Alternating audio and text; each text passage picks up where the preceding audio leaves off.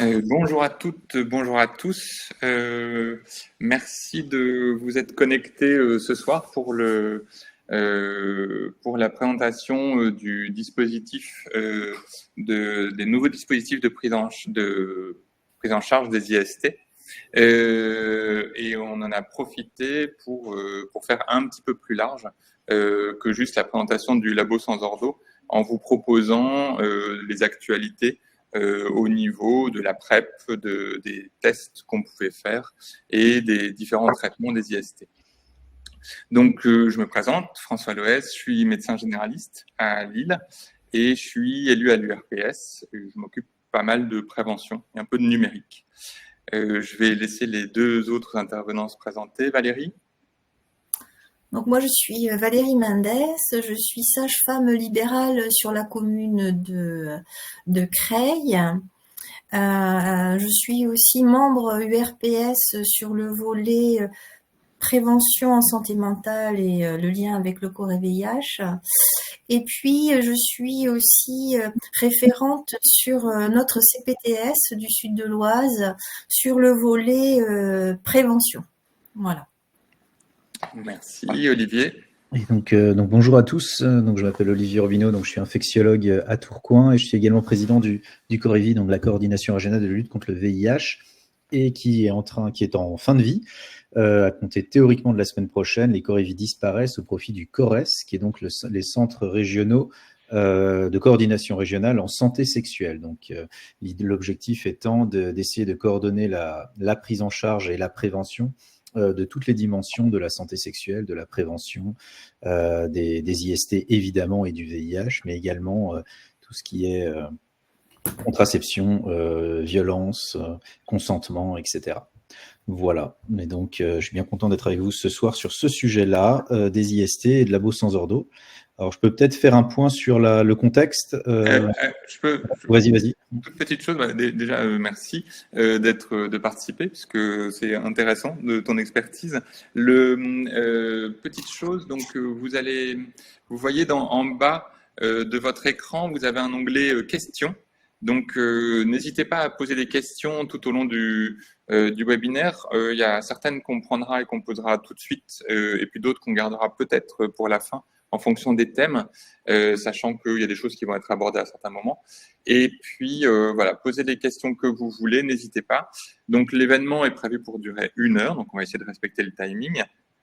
Voilà, on va commencer, ça va être Olivier qui va commencer. Moi, j'aurai 2-3 slides, mais comme je suis pas un dieu des IST, c'est plutôt pas moi qui serai l'expert. Et puis, Valérie terminera sur le côté un peu plus sage-femme. Voilà, donc Olivier, c'est bon, tu peux démarrer. Très bien. Alors, pour la notion de contexte, en fait, pourquoi on a organisé ce webinaire, c'était tout d'abord, il y avait une demande de l'Agence régionale de santé qui voulait qu'on discute avec la médecine libérale et également les biologistes, les sages-femmes, enfin tous les secteurs libéraux du nouveau dispositif de labo sans ordo dont on va parler, qui en final est beaucoup plus simple sur le plan de la prise en charge que l'ancien dispositif. On va en parler juste après. Et en fait, on s'est dit que présenter ces dispositifs, c'est un prétexte plutôt pour mettre en avant un certain nombre d'éléments d'actualité épidémiologique et de prise en charge des des infections sexuellement transmissibles. Alors, on va parler du VIH, on va également parler du chlamydia, du gonocoque et de la syphilis, et également des nouveaux outils de prévention comme la PrEP, qui est plus si nouvelle que ça, mais qui est insuffisamment prescrite. Quelles que soient les personnes. Donc, les nouveaux dispositifs, on commence par ça parce que c'était le principe. Donc, vous savez probablement qu'il y avait VIH test et maintenant mon test IST dans le cadre d'un concept qu'on pourrait appeler labo sans ordo, c'est-à-dire que n'importe qui, on va revenir sur ce n'importe qui, peut aller dans un laboratoire de ville, se faire un certain nombre de tests gratuitement ou tout du moins pris en charge par la sécurité sociale sans avance de frais. Et donc, ce dispositif, en 2022, au sein du COREVI, nous avait pas mal accaparé parce qu'il concernait uniquement le test VIH qui pouvait être proposé à n'importe qui et n'importe qui pouvait aller dans un laboratoire pour le test. Le problème étant qu'étant donné qu'il n'y avait pas de prescripteur, la question était si le test était positif, qui donnait le résultat à ce moment-là. Et donc, on avait créé une hotline pour cela, pour qu'il y ait toujours un infectiologue joignable pour aider le biologiste au diagnostic, à annoncer le diagnostic s'il en ressentait le besoin, et pour pouvoir directement orienter le patient dans une structure de soins. En 2024, donc en septembre 2024, a été mis en place Mon Test IST qui élargit et qui remplace, on va y revenir en lisant le tableau plus en détail, qui élargit en fait le dispositif à toutes les infections, enfin aux principales infections sexuellement transmissibles. Donc si on compare les deux systèmes, VIH test, c'était uniquement pour le test VIH et pas les autres IST. C'est pour tout le monde et ça l'est toujours. C'est ça qui est important, c'est-à-dire que Mon Test IST ne remplace pas VIH test. N'importe qui peut toujours aller se faire dépister pour le VIH. Si vous êtes mineur, si vous avez votre tuteur ou vos parents, vous pouvez bénéficier du dispositif. Si vous n'avez pas de droits sociaux, par contre, vous ne pouvez pas bénéficier du dispositif. Une problématique entre guillemets, c'est que le remboursement se retrouve sur le relevé Amélie, et donc dans les cadres familiaux, évidemment, ça se voit, mais en théorie, un mineur doit y aller avec son tuteur pour utiliser ce système. Les résultats sont délivrés par le biologiste à l'aide d'une hotline si positif, c'est ce que je vous ai dit. Et évidemment que les résultats, si un médecin traitant a été donné, sont également transférés au médecin traitant si le patient est d'accord. Le dispositif est toujours en cours. Voilà, donc ça, c'est ce qui est important. Mon test IST, donc évidemment, il y a toujours le test VIH. Ça l'élargit à syphilis, gonocoque, chlamydia et hépatite B. L'âge, eh bien, c'est pour tout le monde, sauf que la différence est qu'avant 26 ans, c'est entièrement remboursé. Et au-delà, c'est remboursement tarif Sécu plus mutuelle. Donc, au final, on peut quand même aller faire ces examens sans ordonnance dans un laboratoire. Et c'est quand même remboursé, mais comme si au final, il y avait eu une ordonnance après 26 ans. Mineur, c'est le même principe que VIH test. Les sans droits sociaux, pareil, il n'y en a pas. Le remboursement se retrouve sur le relevé Amélie. Et l'orientation, là, c'est écrit dans les textes, c'est vers le médecin traitant, les sages-femmes, les Cégides, selon au final les possibilités territoriales à l'endroit où a été réalisé le test. Si par contre vous voulez, l'usager veut une gratuité ou un anonymat, l'anonymat est également possible en consultation, ça vous connaissez mieux que moi, mais on va dire que pour les IST, l'outil adapté à cela sont les Cégides, qu'on n'a pas évidemment partout sur le territoire. Et donc, il y a également des dispositifs dont on parlera tout à l'heure, d'anonymat chez les médecins traitants. Donc ça, c'est vraiment Mon Test IST. Donc sachez, ce qui est important, c'est que vous sachiez au final, vous le saviez peut-être déjà, que vous pouvez vous retrouver à recevoir des résultats de test IST alors que vous ne les avez pas prescrits. Petite question sur les acronymes. Effectivement, ouais. C'est bien de le mettre. Est-ce que tu pourrais expliquer l'acronyme de Cégide, s'il te plaît ? Alors, le Cégide, c'est les centres gratuits de dépistage, centres gratuits et de dépistage qui ont remplacé au final ce qu'on appelait avant les CDAG, les centres anonymes et gratuits. Et en fait, leurs objectifs, c'est vrai qu'on aurait pu faire une diapositive uniquement sur ce que sont les Cégides et la place des Cégides en médecine ambulatoire. Mais en fait, les Cégides, avant les centres de dépistage anonymes et gratuits, c'était le VIH, les IST. Il y avait eu beaucoup dans les années 90 et début 2000, beaucoup de pubs autour de ces dispositifs. Et en fait, ils ont évolué vers des structures qui proposent une offre, qui ont une offre de soins plus large. C'est-à-dire, ce n'est pas uniquement le dépistage et le traitement des IST, mais il y a également le parcours de santé sexuelle qui peut être proposé dans ces structures. Avec certaines structures ont des gynécologues, certaines structures ont des addictologues ou des médecins généralistes qui sont formés à la gynécologie médicale ou à l'addiction. Et donc, il peut également y avoir, en fait, il y a un nombre d'objectifs extrêmement large dans les Cégides. Pas tous les Cégides peuvent répondre à toutes les demandes, toutes les possibilités qu'offrent ces structures en termes de soins. Donc, il peut y avoir des conseillers conjugaux également, il peut y avoir des psychologues, il peut y avoir des sexologues, et selon la taille des Cégides, et selon les affinités des médecins qui travaillent dans ces structures, il peut y avoir une orientation vers certains types sur une certaine patientèle. Mais globalement, c'est la santé sexuelle sous toutes ses formes. Donc voilà, oui. Et justement, du coup, tant qu'on est sur c'est différent des centres de santé sexuelle. Alors, les centres de santé sexuelle sont plutôt associés au pays. Ouais, Et vas-y puis, Valérie. si En je me plus, je crois que permets, dans les centres de santé sexuelle, on va aussi aborder toute la partie contraception, suivi de contraception, accueil dans les demandes d'IVG, voilà. Alors que le CEGID n'a pas ce champ d'action. alors, Voilà, il va orienter. le CJ n'oriente pas vers les IVG, par contre, peut proposer des parcours de prévention, que ce Oui. soit la contraception ou également la PrEP. On va dire la différence, c'est qu'il y a un majeur et un mineur, c'est-à-dire que le majeur des CJ, c'est le traitement des IST, on va dire, Oui. et le mineur, c'est la prévention des grossesses. Et on va dire, dans les centres de santé sexuelle, c'est un peu l'inverse, en quelque sorte, mais les deux sont habilités à le faire, avec des difficultés qui ne sont pas au même endroit. Par exemple, l'avantage des CEGID pour les traitements et des IST et la biologie, etc., et les traitements des IST, c'est qu'en fait, les traitements sont disponibles sur place, ce qui est un peu plus compliqué dans les centres de santé sexuelle, même si certains y arrivent. Donc, on peut traiter les IST sur place avec les médicaments sur place. Voilà, c'est ça la grosse différence. Il y a le majeur et le mineur, on va dire, dans les réalisations possibles. Et donc, il y a des CEGID sur toute la région avec des antennes. En général, il y a une grosse structure dont émanent un certain nombre d'antennes sur la zone urbaine. Et il n'y a malheureusement pas assez d'antennes dans les zones moins densément peuplées, ce qui reste évidemment un problème dans la région. Voilà, je ne sais pas si j'ai répondu à la question. Et merci Valérie pour les précisions sur les centres de santé sexuelle. Donc voilà, ça c'était le point. Je ne sais pas s'il y a une autre question sur le point. Voilà, c'était vraiment c'est le prétexte à la réunion, mais après on va rentrer dans le dur.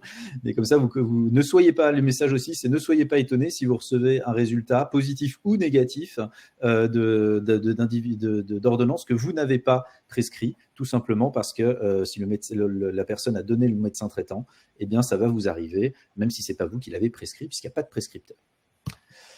Alors, c'est des dispositifs qui justifient. Et en fait, pourquoi est-ce qu'on a fait ça ? Eh bien, là, on rentre dans le gros du sujet. C'est qu'il y a des problématiques épidémiologiques certaines en France qui persistent et c'est pour ça aussi qu'il y a un plan de santé sexuelle en France qui comporte un volet important sur les IST.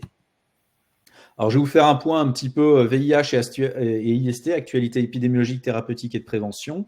En commençant évidemment par le VIH, avec quelques chiffres clés qu'il faut se graver un peu dans la tête, c'est qu'il y a dans le monde à peu près 40 millions de personnes qui vivent avec le VIH, il y a 1 million de nouveaux cas tous les ans, 650 000 qui meurent, et on considère qu'il y a autant de gens qui sont morts du VIH depuis le début de l'épidémie que de gens qui vivent aujourd'hui avec le VIH. Il y a encore plus de la moitié des personnes qui n'ont pas un accès continu au traitement, en sachant que l'accès continu au traitement permet évidemment de ne pas mourir, mais permet également de casser l'évolution de l'épidémie et la chaîne de transmission.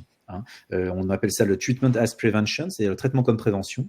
On va y revenir. La personne qui est sous traitement, eh bien, ne transmet plus le virus. Donc ça, c'est vraiment aussi quelque chose qui est gravé dans la roche maintenant.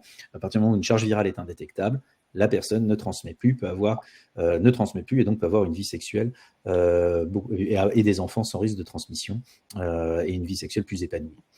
Alors, l'épidémiologie en France, donc j'ai fait quelques dias avec épidémiologie en France, épidémiologie dans les Hauts-de-France. Donc, vous voyez, à gauche, c'est la France, à droite, c'est les Hauts-de-France. Donc, vous voyez que depuis 2012, il y a c'est l'incidence c'est le nombre de découvertes annuelles selon un certain nombre de groupes de pratiques sexuelles ou autres. Et donc, vous voyez qu'il y a des courbes qui sont dramatiquement stables, qui sont en bas, là, et qui représentent les transmissions chez les personnes trans, chez les personnes qui ont des drogues injectables, alors en sachant que c'est très peu de cas, mais au final, dans la proportion des personnes qui sont des hommes trans, et bien évidemment, c'est une proportion élevée de personnes qui s'infectent. Ensuite, vous avez les courbes qui sont les hommes hétérosexuels nés en France et les femmes hétérosexuelles nées en France, qui restent aussi très stables. Ensuite, vous avez les hommes qui ont des rapports sexuels avec des hommes et qui sont d'origine étrangère, où la courbe a tendance à monter. Et ensuite, vous avez une courbe qui a une légère tendance à baisser, c'est les hommes hétérosexuels qui viennent de l'étranger. Ensuite, vous avez les femmes hétérosexuelles qui viennent de l'étranger, qui sont nées à l'étranger, qui ont une stabilité avec une baisse du nombre de dépistages positifs en 2020 et 2021 et 2022 pour revenir au final au dépistage, au taux en 2023 qu'on avait avant. Et la seule courbe qui descend vraiment bien de manière significative depuis 2012 sont les hommes qui ont des rapports sexuels avec des hommes et qui sont nés en France, avec une baisse de plus de 25% de cas. Alors, pourquoi? Probablement qu'il y a des messages de prévention qui continuent à passer dans ce milieu. Et également, il y a la prophylaxie de pré-exposition qui a été débutée à la fin des années, de manière efficiente à la fin des années 2010 et qui peut avoir eu un rôle. Alors aussi, ces résultats également sur cette population-là sont à pondérer. Vous voyez à droite la courbe des Hauts-de-France, où on a de représentatifs au final que 4 sous-groupes. Mais globalement, en fait, vous voyez que c'est plutôt stable. Il y a peut-être une légère diminution chez les hommes qui ont des rapports sexuels avec des hommes. En fait, la grande diminution, elle est, dans cette population-là, elle est essentiellement en région parisienne, où il y avait aussi énormément de cas, et également en région PACA. Et donc, du coup, on partait de très haut. Donc, la moindre prévention permet au final d'améliorer les choses. Mais dans des régions comme la nôtre où il y a des cas, tous les ans, on a près de 200 cas plus de 200 cas qui sont diagnostiqués. Et bien, au final, l'impact des mesures de prévention est pour l'heure, en tout cas moindre, y compris dans cette population-là. Donc, il y a beaucoup de choses à faire pour essayer de réduire le nombre de contaminations, quel que soit le mode de transmission dans la région. Alors, alors ça, c'est intéressant, c'est les dépistages pour vous montrer que je ne vais pas dire qu'il y a un problème parce que c'est bien de faire dans ces populations-là, mais il faut en faire plus.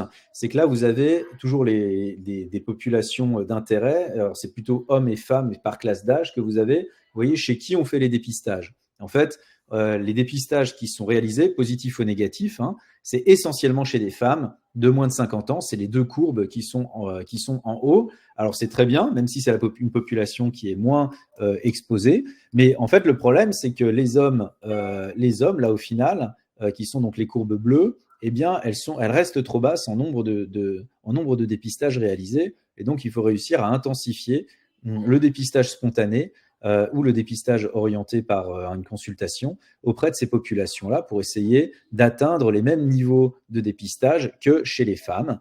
Et donc, voilà. On voit également qu'au niveau des Hauts-de-France, le nombre de tests réalisés est différent selon les régions, avec l'Aisne qui est proche des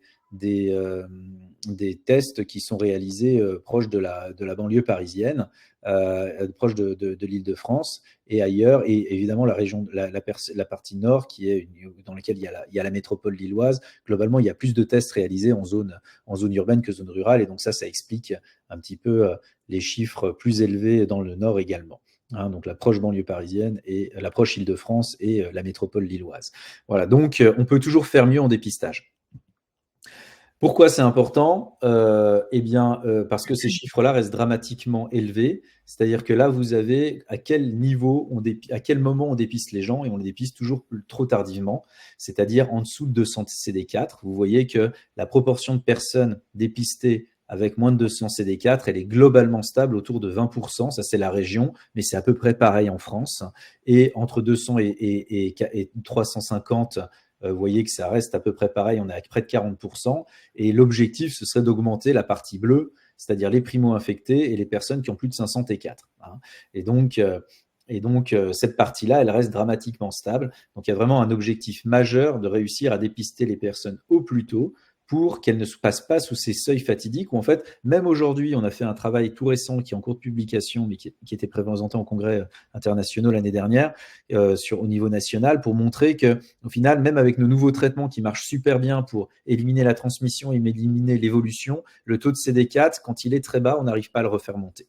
Alors, on n'arrive toujours pas à le faire malgré les nouveaux traitements qui sont hyper efficaces sur le virus. On n'arrive pas à faire remonter les taux de lymphocytes chez un certain nombre de patients qui sont arrivés trop bas et trop tardivement. Donc, il reste un impact individuel à la prise en charge tardive du VIH en France et dans le monde, parce qu'on a les mêmes molécules partout, et globalement, on n'arrive pas à faire remonter les taux.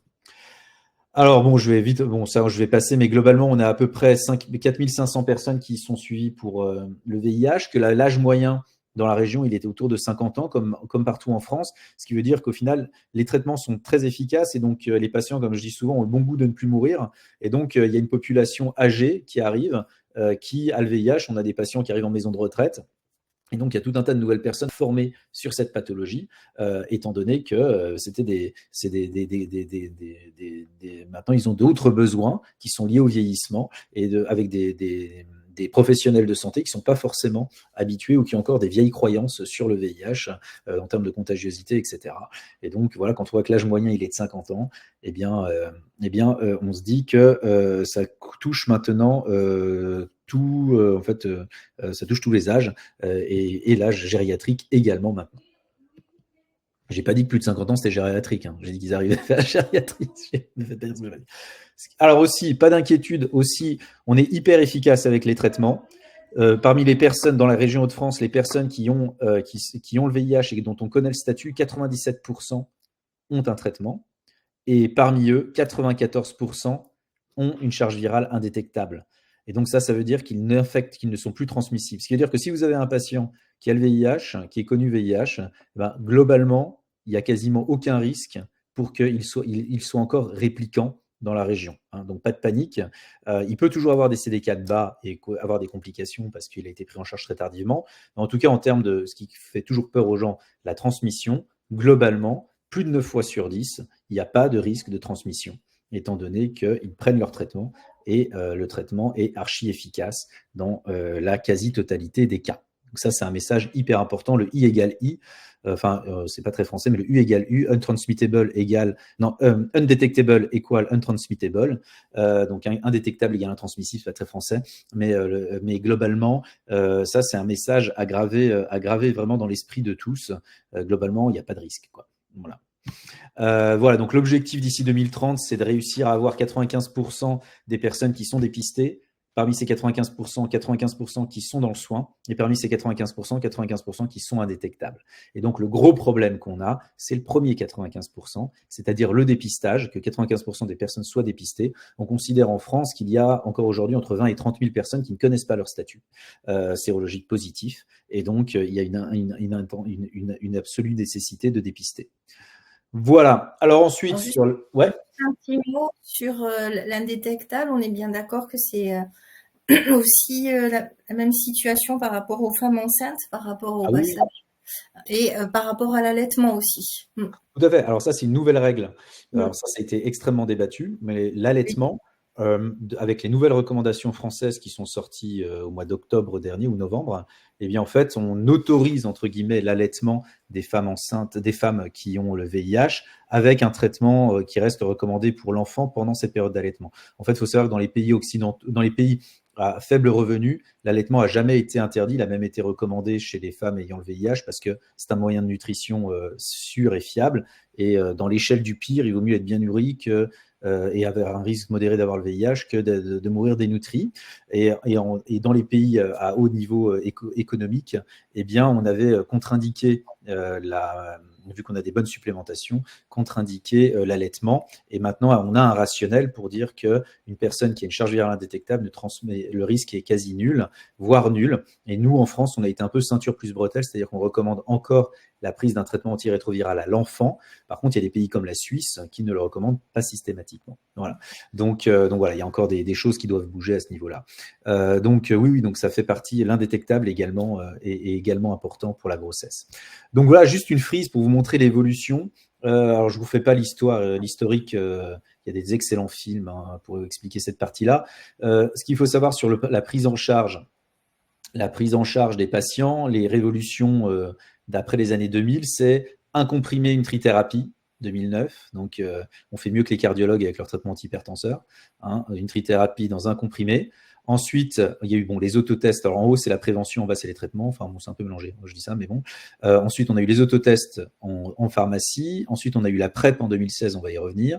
En 2018, on a eu les bithérapies, c'est-à-dire que nos molécules sont tellement puissantes que beaucoup de nos patients peuvent maintenant être traités par uniquement 2 molécules au lieu de 3, ce qui coûte moins cher. Il y a moins d'effets iatrogènes, et donc c'est mieux de prendre moins de médicaments, une démarche un peu bio. En 2022, long acting, une injection tous les 2 mois de 2 médicaments, et donc plus de comprimés, donc ça c'est assez génial. et à venir des injections tous les 6 mois, on espère, dans les prochaines années, plutôt que tous les 2 mois ou tous les 4 mois, ce qui est en train d'être élaboré.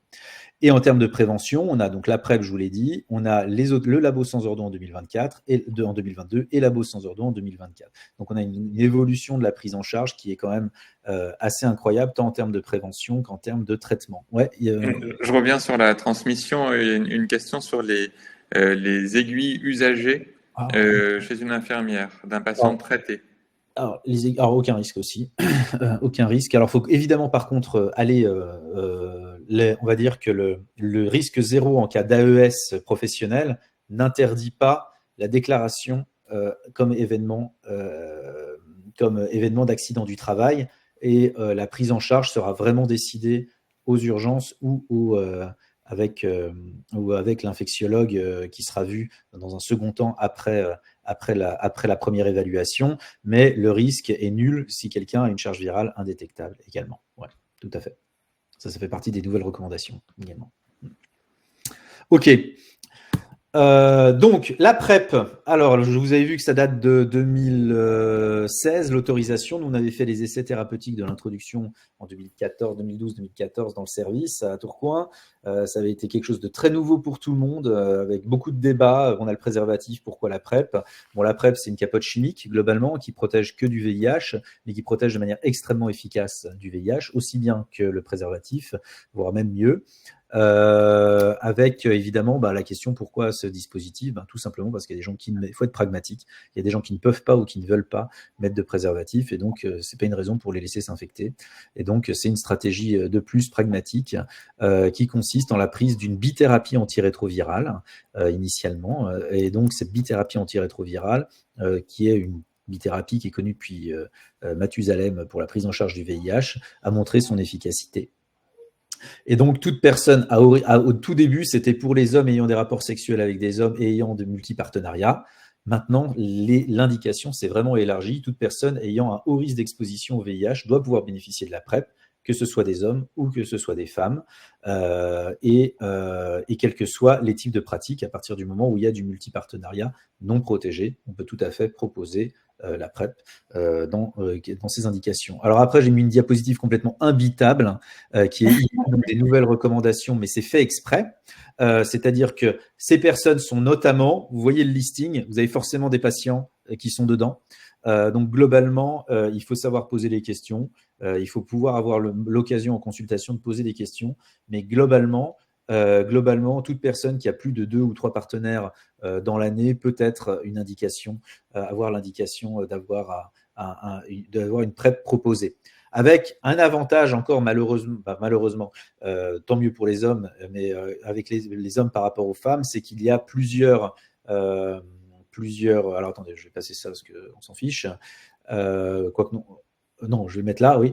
Qu'il y a plusieurs schémas de prise en charge chez l'homme, alors que chez la femme, c'est un traitement continu d'un comprimé par jour. Chez l'homme, ça peut être à la demande, tout simplement parce que les essais du traitement à la demande n'ont pas été faits pour l'heure chez les femmes, et donc on ne peut pas avoir l'autorisation dans cette indication-là.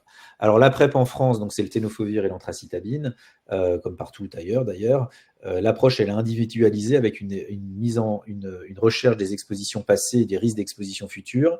Il n'y a plus de critères d'inclusion formels, mais il était important, vous avez vu, il était important d'en mettre une dans les recos. Vous voyez que c'est une liste à l'après-vert.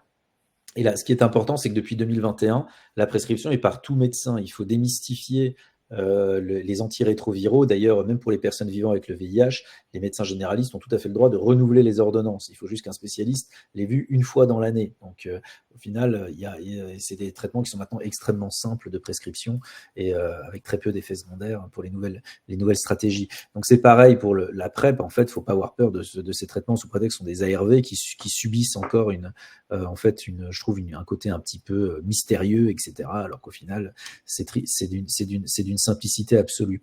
L'instauration est simplifiée, c'est-à-dire qu'il faut une estimation du débit de filtration, une sérologie de l'hépatite B, une sérologie du VIH et l'absence de signes de primo-infection contre le VIH, et également une recherche d'IST, parce qu'en général, s'ils demandent, ou si on propose, c'est qu'il y a probablement aussi un risque d'autres IST. Et le schéma, on va revenir après sur le schéma, pour vous dire qu'il y en a 2 différents. Donc voilà, je vous ai fait une ordonnance type d'un bilan de pré-traitement.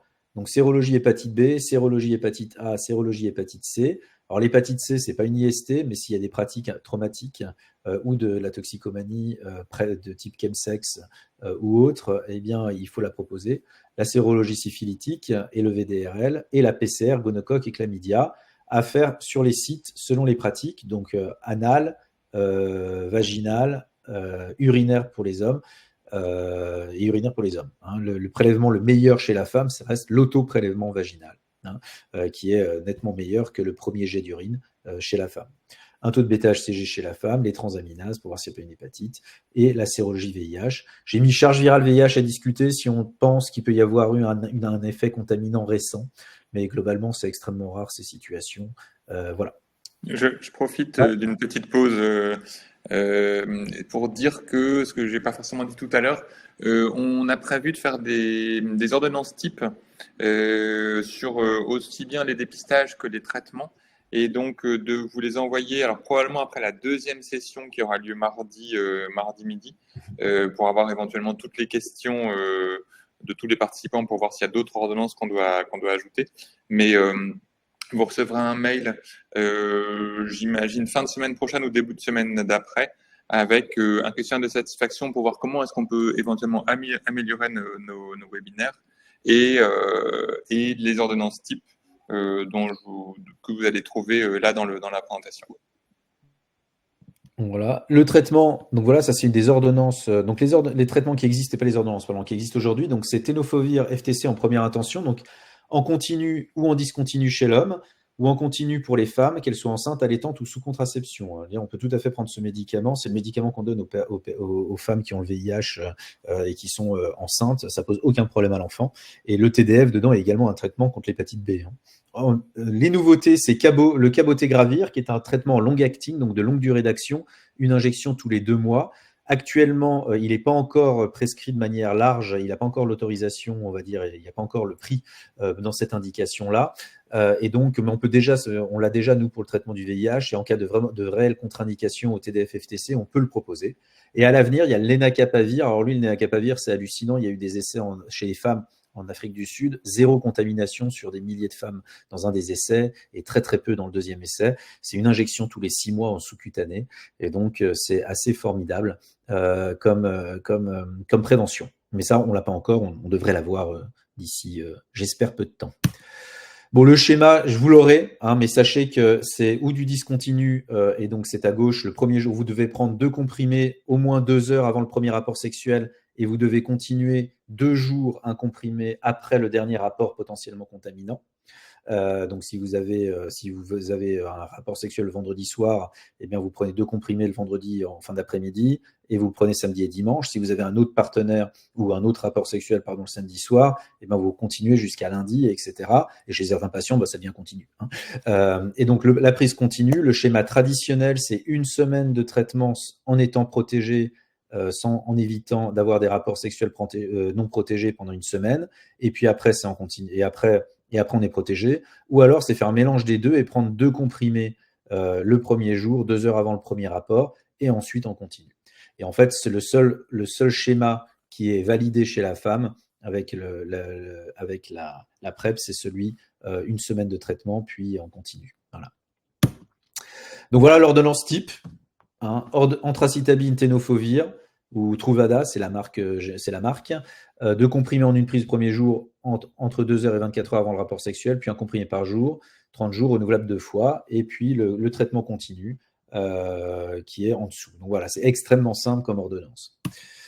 Quand ne pas prescrire? Eh bien, quand il y a un risque de VIH, de primo-infection, de suspicion de primo-infection, quand il y a une insuffisance rénale sévère, en cas d'hypersensibilité à un des aimants, mais ça on peut le savoir qu'après. Et dans ces 2 derniers cas, on propose le long-acting, donc le cabotegravir, une molécule en une injection tous les 2 mois.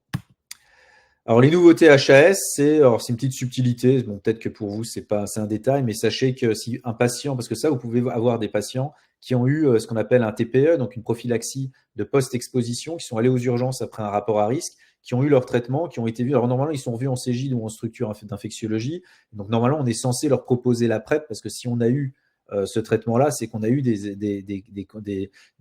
on a été dans une situation à risque. Et donc, on peut tout à fait être éligible à la PrEP dans cette situation-là. Mais si jamais vous avez eu des patients dans votre patientèle qui ont eu ou qui vont avoir une prophylaxie de post-exposition, eh bien, sachez qu'on peut enchaîner directement sur la PrEP à la fin de la période de trithérapie de 1 mois pour éviter la contamination. Ça se fait, maintenant, c'est autorisé. Ça simplifie les choses, puisque de toute façon, on les voit et en fait, ils continuent le traitement. Voilà, c'est aussi simple que ça. Ça, c'est une petite nouveauté. Bon, ça, on va passer.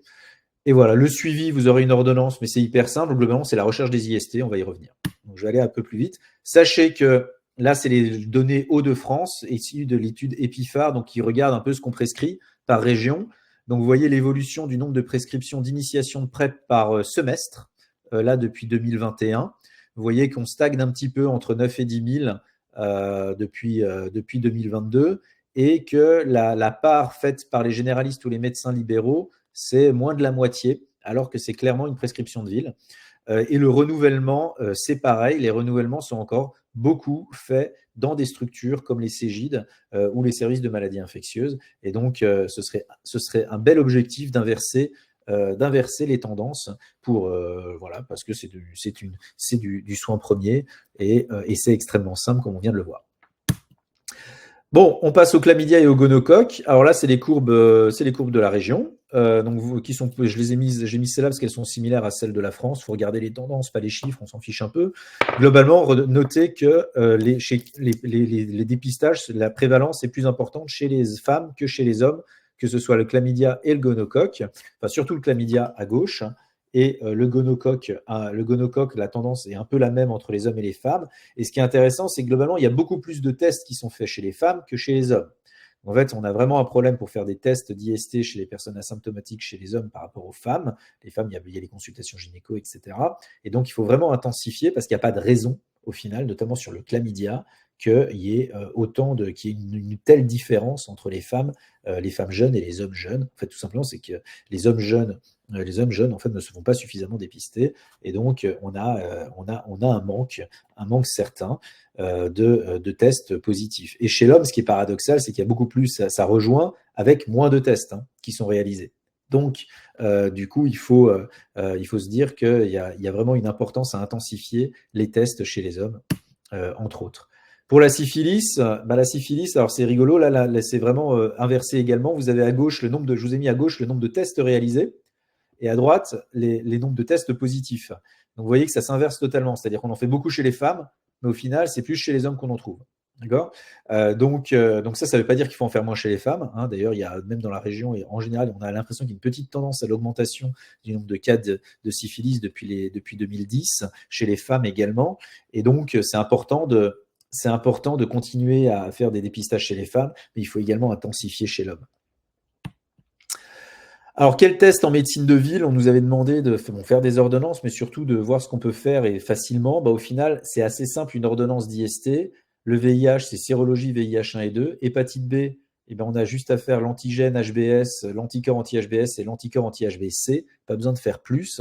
Le VHC, petit piège. Bon, déjà, ce n'est pas une IST à proprement parler, même si c'est associé. Et donc, c'est la sérologie. Mais si les personnes ont déjà fait une hépatite C, il faut faire la recherche de l'ARN parce que la sérologie est toujours positive.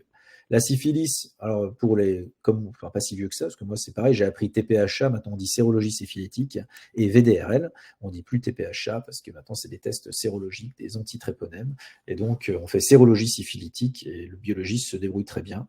Chlamydia et gonocoque, alors là s'il faut casser un truc, et je pense que Valérie sera d'accord avec moi, c'est que le premier jet d'urine chez la femme, c'est pas terrible, et l'autoprélèvement, il n'y a rien de mieux qu'un autoprélèvement fait au laboratoire, fait par la personne elle-même, prélèvement, ça veut dire ce que ça veut dire. Et donc, c'est ce qui est le plus efficace. Et on en profite également pour prélever les autres sites, rectaux ou pharyngés.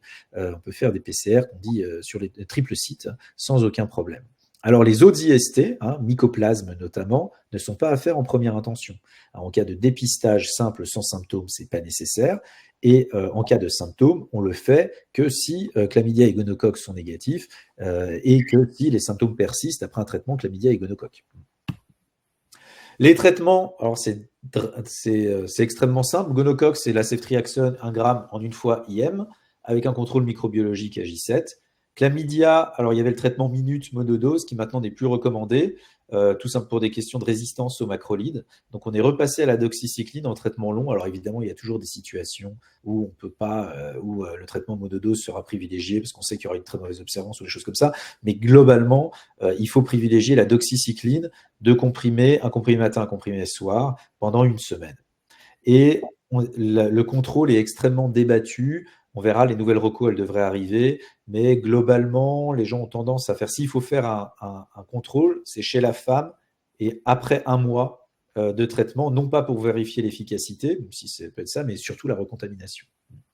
Voilà. Et la syphilis, bon, il n'y a pas de changement dans le traitement depuis des lustres, mais sachez que des essais sont en cours avec la doxycycline, un traitement Péros. Il y a des essais randomisés en cours, notamment en France, pour voir si on serait aussi efficace avec la doxycycline plutôt que des injections qui font mal dans le muscle. Alors, est-ce qu'au niveau du chlamydier, on a parfois des sérologies qui restent très longtemps Alors, il positives? ne faut pas faire de sérologie. Voilà. La Ok. sérologie doit être bannie. Le seul intérêt de la sérologie chlamydia, c'est dans un bilan de stérilité. Ça n'a aucun intérêt en pratique clinique. C'est pas sur une sérologie chlamydia qu'on débutera un traitement, et c'est pas sur une sérologie chlamydia qu'on ne fera pas de traitement. D'accord. Il peut y avoir des sérologies négatives avec des PCR positives, et et voilà. Donc en fait, il faut oublier cet examen qui devrait plus être remboursé, à mon avis. Voilà. Mais qui Qui est existe. souvent prescrit. Ouais, Et oui, c'est oui, rare. oui, oui. J'en profite pour une petite. Qui, au bout de 4 ans, 5 ans, ont toujours des Ouais, sérologies bien sûr. positives. Ouais, Et, ça restera, hein. voilà. C'est un stigmate. Ça ne veut pas dire que l'infection est toujours active, ça veut juste dire qu'il y a eu des anticorps à un moment qui ont été créés contre. J'en profite pour 2, 3 questions justement. Pourquoi est-ce que tu n'as pas bien expliqué pourquoi la PCR chlamydia au niveau urinaire chez la femme était plus indiquée? Alors, c'est pas qu'elle est plus indiquée, c'est qu'elle est elle est moins sensible. Elle est moins sensible que que le prélèvement vaginal. L'inoculum est plus important. Et donc, l'autoprélèvement, en fait, les femmes vont très facilement jusqu'au cul-de-sac, et donc réussissent à faire des prélèvements profonds d'excellente qualité. Et donc, le test est nettement meilleur et nettement mieux. D'accord. Une intervention qui n'est pas une question, mais quelqu'un qui dit que pour moi, il n'y a même pas d'indication à la sérologie chlamydia dans le cadre du bilan d'infertilité. Ouais, bah, très bien, ça me va très bien aussi, mais c'est vu que ça se traîne encore je sais pas s'il y a des nouveaux consensus là-dessus, mais c'est la seule indication à la rigueur tolérable, et encore, je sais pas trop ce qu'on en fait. Mais bon, je suis d'accord que si c'est un test qui n'amène à aucune prise en charge thérapeutique particulière. Et je reviens, je me souviens plus des diapos, est-ce que tu reviens sur mon test IST Non, ou pas dans les non, non, suites? non. Je reviens pas sur mon test IST parce que. Donc, du coup, je pose des questions qui sont en rapport. Ouais. Combien de fois peut-on le faire gratuitement? Ah bah, il n'y a pas de limite. Ok. Est-ce que les résultats sont aussi envoyés au gynécologue? Alors, ils peuvent être envoyés au gynécologue. En fait, en première ligne, c'est le médecin traitant. Mais en fait, ce que les biologistes font, c'est qu'ils demandent à la personne qui vient à qui est-ce qu'ils veulent que les prélèvements soient envoyés. Et donc voilà. Donc c'est la personne qui va faire le test qui oriente. Et si en fait, souvent, il y a quand même beaucoup de gens maintenant qui n'ont plus de médecin traitant. Et donc, ou alors qui sont des jeunes, parce que c'est les jeunes qui sont en ville et qui viennent pas de la ville, et leur médecin traitant il est dans le village ou ailleurs d'où vivent les parents. Il peut y avoir une orientation vers le gyné. Il peut être proposé, et donc on va voir un webinaire aussi avec les biologistes pour voir comment ils évaluent cela, comment l'information sera le plus rapidement au final utilisée et utilisable en fonction des professionnels de santé que la personne a l'habitude de rencontrer ou pour avoir plus facilement. Alors parfois, ce qui se passe, c'est que lorsqu'il n'y a pas de médecin traitant, au niveau des CPTS, nous avons des applications qui s'appellent par exemple Entracte au niveau par exemple de la CPTS sudoise, et qui peuvent nous permettre de mettre des alertes pour lesquelles, avec alerte de réponse par le médecin qui se propose d'accueillir la personne, ça peut être une alerte sur 48 heures ou sur une semaine, voilà. Donc il y a des possibilités qui sont en train de s'organiser grâce aux outils de la CPTS en fait. Parfait. Merci, j'ai plus de questions. J'ai pris beaucoup de temps. Je vais juste vous dire que sachez que il y a des essais sur doxypep, c'est-à-dire comme la PrEP, mais pour les IST, c'est-à-dire après un rapport sexuel, prendre de la doxycycline.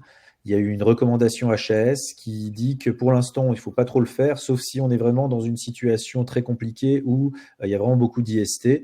Donc, c'est pas encore clairement, le positionnement n'est pas encore clair. Hein. Je vous lis pas le truc, mais c'est vraiment, on peut le faire, mais il ne faut pas le faire. Hein. Et si vous le faites, c'est vraiment des questions très particulières. Donc, je pense que ça sera plutôt réalisé par les CGID ou des personnes qui sont vraiment très portées sur la prise en charge des IST. Voilà, donc les dépistages, vous avez fait un tableau sur les indications de dépistage, vous l'aurez, mais globalement on en a parlé. Il faut savoir que la population générale doit au moins avoir une fois dans sa vie le VIH, au moins une fois le VHB. Pour le VHC, une fois si transfusion avant 92, incarcération ou vécu dans un pays de très forte endémie. Syphilis, c'est pas systématique. Chlamydia et gono, c'est une fois au moins dans la vie, et on précise même chez les femmes sexuellement actives entre 15 et 25 ans. Chez les femmes et les hommes de plus de 25 ans, un facteur de risque, et en fait, du coup, il y a quand même beaucoup de gens qui ont de multipartenariat, au sens où changement récent de partenaire, ça arrive encore extrêmement fréquent. Et donc, à chaque fois qu'il y a un nouveau partenaire également, les personnes migrantes, c'est les mêmes. C'est les mêmes indications. Les travailleurs du sexe, c'est un peu plus fréquent, évidemment. Chez les hommes qui ont un rapport sexuel avec des hommes ou les personnes transgenres à risque élevé, c'est tous les 3 mois globalement. Les usagers de drogue, c'est un peu moins fréquent s'il n'y a pas de rapport sexuel en plus, évidemment. Et pour les personnes vivant avec le VIH, il n'y a pas de règle, c'est en fonction des comportements à risque. Ils ne sont pas tous avec des comportements à risque, très loin de là. Voilà, donc je vais laisser la parole. Donc là, il y a une autre ordonnance sur le typique de dépistage, vous l'aurez également de manière plus chiadée la semaine prochaine. Et je laisse la parole. Pas encore complètement. Une question intéressante là. IST et traitement des partenaires. Ouais. Et remontant à quand? Remontant à quand? Aussi loin qu'on peut, parce qu'en fait, on ne peut pas savoir de quand date la transmission, sauf si c'est très symptomatique. Alors, on ne va pas jouer, mais en théorie, une IST symptomatique, elle est récente. D'accord ? Lors d'un dépistage asymptomatique, normalement, on peut pas dater, donc il faut remonter au plus loin. Et il y a d'ailleurs des dispositifs qui existent, des sites web, si vous voulez pas contacter les personnes. Vous pouvez tout à fait, il y a des sites internet qui permettent au final d'envoyer des SMS anonymes en disant que vous avez été en contact avec une personne ayant contracté une infection sexuellement transmissible. Vous pouvez on vous conseille de faire un test si le patient ne se sent pas de les contacter. Ça existe également une aide à l'information des partenaires. Est-ce qu'il faut proposer systématiquement un bilan IST à toutes les patientes HPV+? Ah bah oui, bien sûr.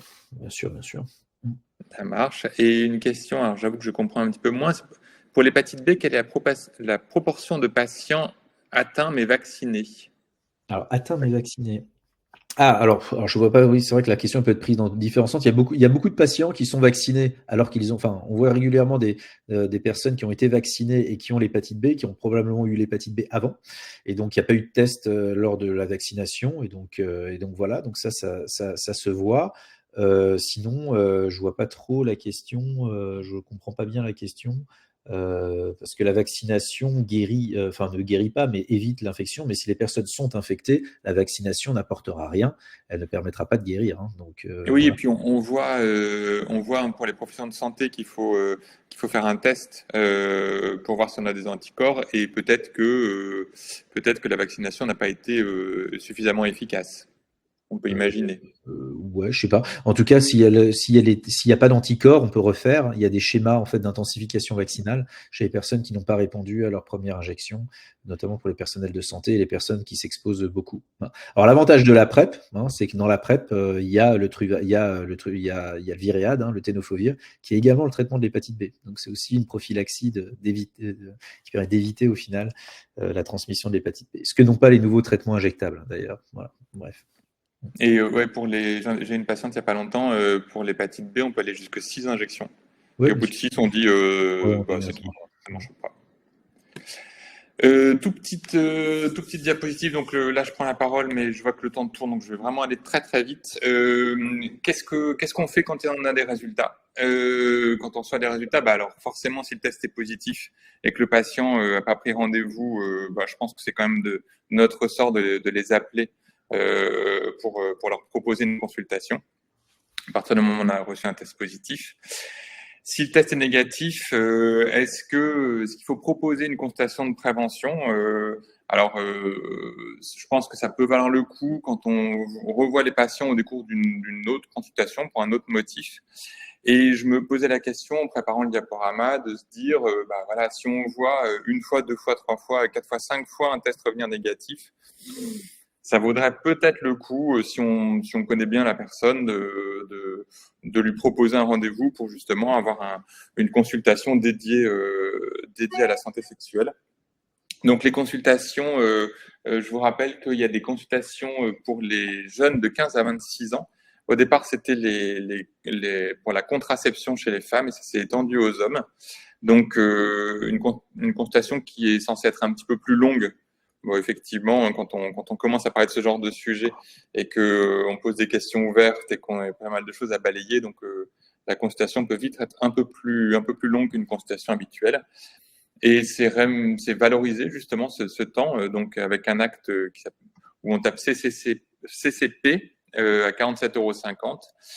Et j'ai regardé un petit peu comment on anonymisé ces consultations pour les jeunes. Et ben, il y a beaucoup de logiciels qui proposent en un clic de pouvoir faire l'anonymisation. Et si c'est pas le cas, donc il y a un numéro de sécu avec les 3 C, c'est le code de la caisse dont vous dépendez. XX, j'avoue que j'ai essayé de trouver, je ne sais pas. Je crois que c'est un code qui change, mais voilà. Au moins, normalement, avec le début, ça devrait aller. Pour les personnes de plus de 27 ans, il n'y a pas de dispositif particulier, il n'y a pas de code particulier pour faire une consultation de prévention, malheureusement. Après, on peut toujours se servir des bilans de prévention de la Sécu pour certains âges clés. Je pense que ça vaut le coup parce que dans les bilans de prévention, souvent ils disent à 25 ans, il vaut mieux parler santé sexuelle, à 45 ans d'alcool, et je grossis un peu le trait. Hein. Mais à 65 ans de la iatrogénie médicamenteuse, sauf que à 45 ans, heureusement, la santé sexuelle n'est pas arrêtée, et Olivier l'a bien dit, justement, les patients qui ont un VIH ont plutôt 50 ans en moyenne. Donc ça vaut le coup de parler de santé sexuelle dans les bilans de prévention à tout âge. Et puis ça, juste pour vous dire que il y a des ressources qu'on peut trouver, notamment sur le site de l'assurance maladie. Il y a des plaquettes à télécharger ou des affiches pour essayer de promouvoir un petit peu cette consultation chez les jeunes, notamment. Et puis qu'il y a plein de sites, hein, là on en a mis deux, mais j'en ai mis deux, mais il y en a beaucoup. Je trouve que Formagine, c'est vraiment un site très intéressant pour les médecins et les sages-femmes, voilà, avec un coût d'abonnement, mais qui reste assez raisonnable.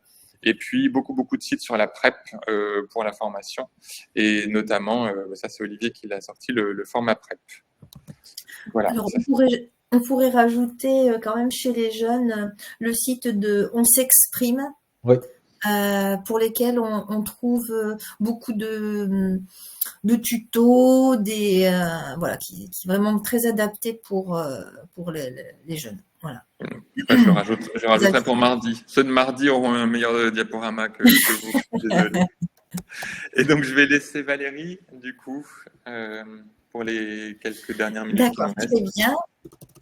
Je te remercie. Donc, la consultation prévention en santé sexuelle par la sage-femme, mais en fait, excuse-moi, je prends juste une toute petite question, et puis qui était en rapport avec le truc, et puis après je te laisse, pardon. Le CCCP, ça peut être coté théoriquement qu'une seule fois, et on ne peut pas le savoir si ça a été coté par un autre médecin. Oui. Une information que je vous donne là, c'est que la Sécurité sociale garde les archives des consultations et tout ça que pendant 2 ans. Voilà, c'est tout ce que Et puis, comme on peut pas le savoir, si on fait une constatation de santé sexuelle, eh ben, il n'y a pas de raison de ne pas la coter. Donc, voilà.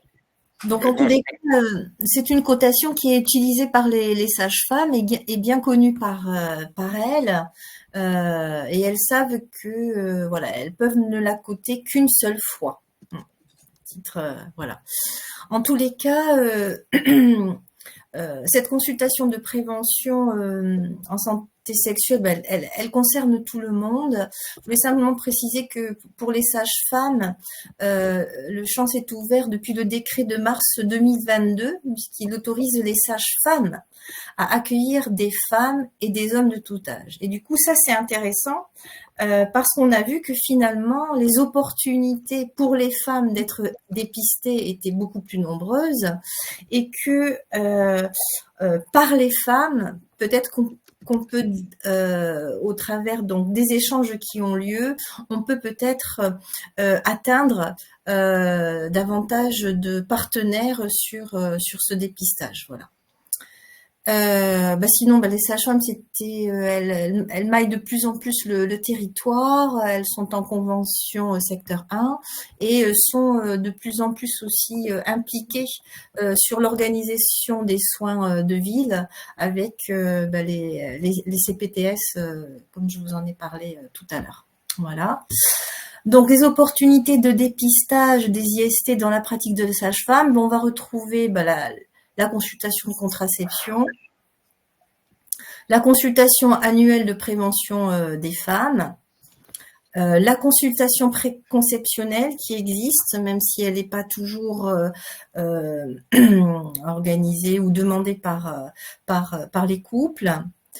La consultation prénatale du premier trimestre, donc là, ça va être l'opportunité de faire un dépistage de la syphilis, du VIH. Et ce qui a changé depuis quelques années, c'était l'antigène HBS qui est recherché beaucoup plus tôt pendant la grossesse qu'il ne l'était auparavant. Et puis, on fera une recherche du chlamydier et des gonocoques par PCR chez les jeunes de moins de 25 ans. Voilà, il faut y penser. La consultation en santé sexuelle et Handigynéco. Donc Handigynéco va se développer dans les Hauts-de-France et va permettre aussi de faciliter le dépistage chez les personnes en situation de handicap. Voilà. Alors, l'accès au traitement du partenaire par la sage-femme, ça c'est nouveau. C'est l'avenant 7 qui nous a permis de pouvoir faire ce type de prescription. Donc, il est possible pour le partenaire femme, de la femme qui consulte, il est possible pour le partenaire homme asymptomatique. Si symptômes du partenaire pas connus par la patiente qui consulte, on traite le partenaire quand même avec une approche thérapeutique de première intention pour la chlamydia, le gonocoque et le trichomonas. Et possible traitement de l'herpès génital par voie orale et locale chez la femme partenaire. Voilà. Alors, IST sans ordo, que faire en cas de test négatif? Eh bien, c'est peut-être l'occasion de parler de la sexualité. La sexualité, ça fait partie de la santé. La santé, c'est une globalité. Du coup, je me proposais de partager avec vous quelques postures sur l'accueil que l'on peut faire en consultation en santé sexuelle. Voilà. Donc, faciliter la relation de confiance, sachant que c'est toujours la patiente ou le patient qui la donne. Le professionnel peut l'encourager, mais elle appartiendra toujours au patient. Et ça, c'est pas que pour la santé sexuelle, bien sûr, c'est valable pour beaucoup de consultations médicales. Voilà.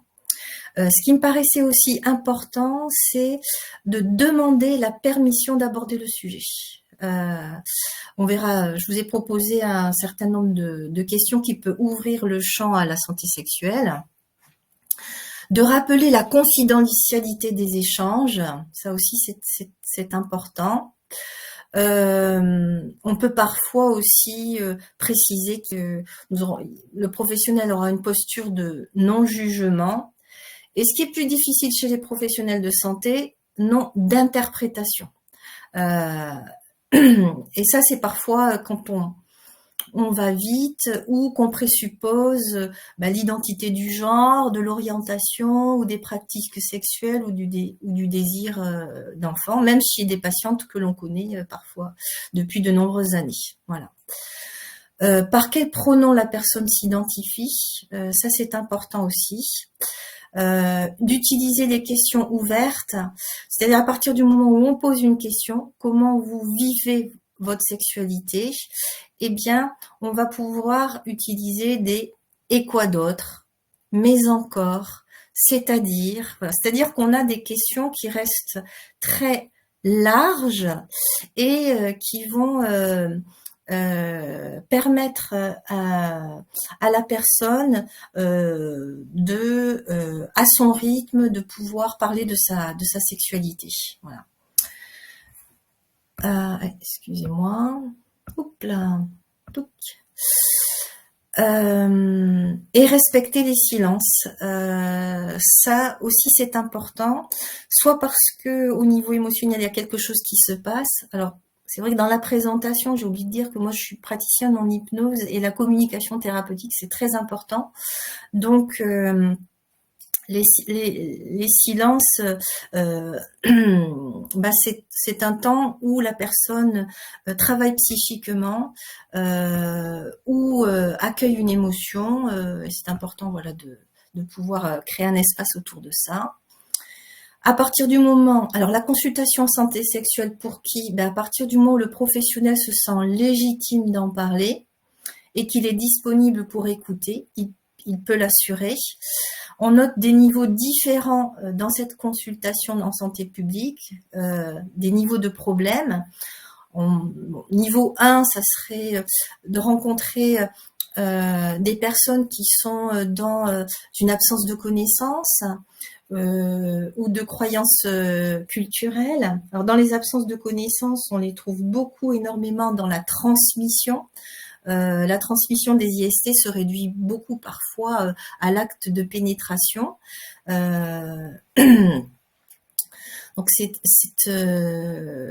important de pouvoir en parler. Donc ça, je sais pas si on pourra le redonner. Je trouve qu'il était bien fait. C'est un tableau qui relaie en fonction des IST les différents modes de transmission. Voilà. Là, elle nécessite de la part du professionnel uniquement des connaissances à jour. Ensuite, on a un niveau 2 qui sont plutôt des problèmes qui sont liés aux relations partenaires-famille, des relations avec des difficultés personnelles ou psychologiques. Là, au niveau du professionnel de santé, des connaissances et des techniques de communication peuvent lui permettre d'accueillir la parole. Voilà. Des niveaux 3, ça sera, on va les retrouver, niveau 3 d'exigence de compétences, on va les retrouver dans les conséquences de maladies, des blessures, des traumas, des mutilations, où là, effectivement, il peut y avoir un niveau de formation plus importante en tous les cas, approfondie. Voilà. Donc, la consultation santé sexuelle. En amont de la consultation, on peut susciter l'envie d'en parler par des affiches, des dépliants en salle d'attente, voilà, qui permet aux patients de voir que le professionnel a une ouverture d'accompagnement par rapport à ces problématiques-là.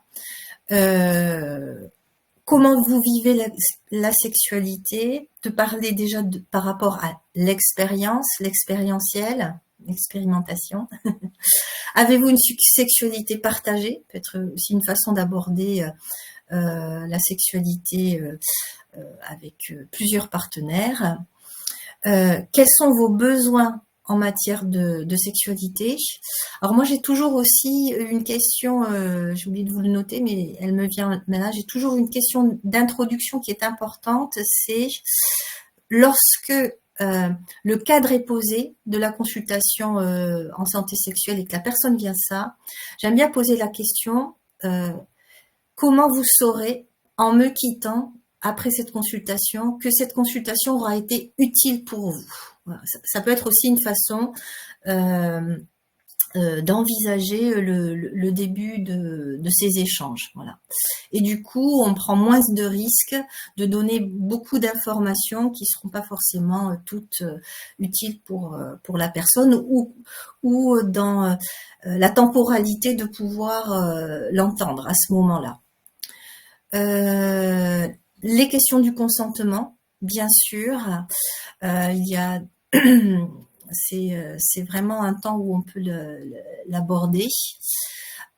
Possibilité de mettre aussi en place un accompagnement spécifique. Moi, j'aime bien dire à mes patientes, voilà, je suis toute seule avec vous au niveau du cabinet, mais j'ai plein de professionnels derrière moi, j'ai tout un réseau que je peux déclencher et qui seront beaucoup plus pertinents sur certaines questions ou beaucoup plus experts sur certaines questions. Voilà.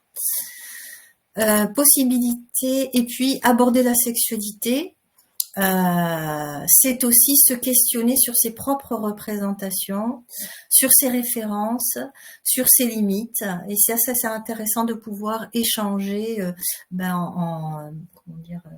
entre professionnels et puis peut-être d'être accompagné aussi. Par exemple, la CPTS du Sud de l'Oise, elle organise des supervisions. Ça peut être aussi intéressant de pouvoir accompagner le professionnel dans cette pratique de la consultation en santé sexuelle. Voilà. Là,